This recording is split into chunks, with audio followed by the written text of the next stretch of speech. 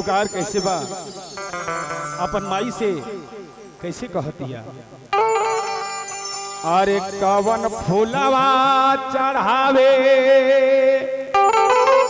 ला मलियावा कवन फूलवा मलिनिया चढ़ावे हो मैया हे कवन फूलवा चढ़ावे मालिन बेटिया मैया के हो मनावे न हो।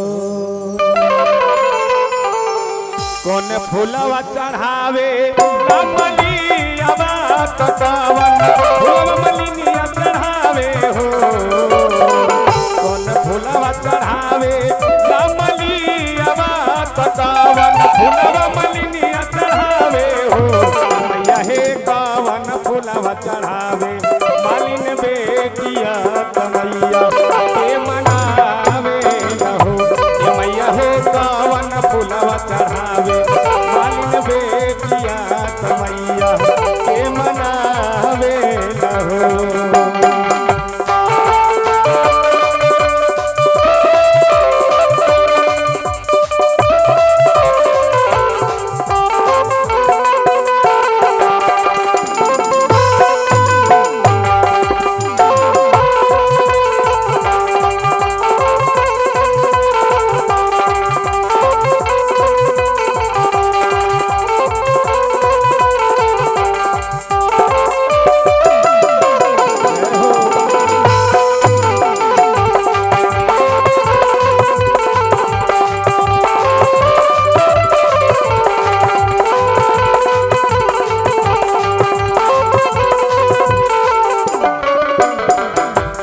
फूलवा चढ़ावे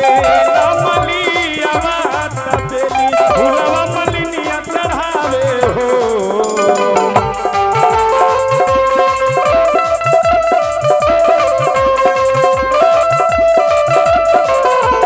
एली फूलवा चढ़ावे मलियावा तबेली फूलवा मलिनिया चढ़ावे बेली फूलवा मलिनिया चढ़ावे हो राम हो उड़हुल फूलवा चढ़ावे मालिन बेटिया मैया के हो मनावे न हो राम हो उड़हुल फूलवा चढ़ावे मालिन बेटिया मैया के हो मनावे न हो।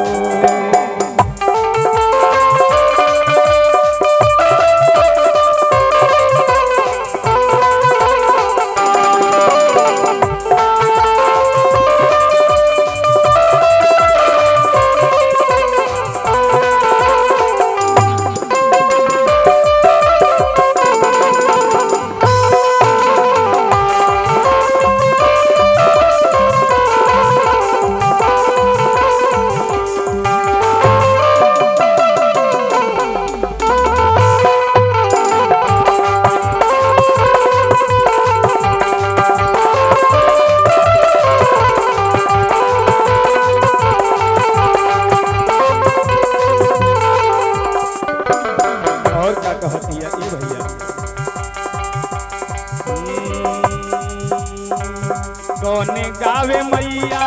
जी के गीतिया तक ने बजावे ना हो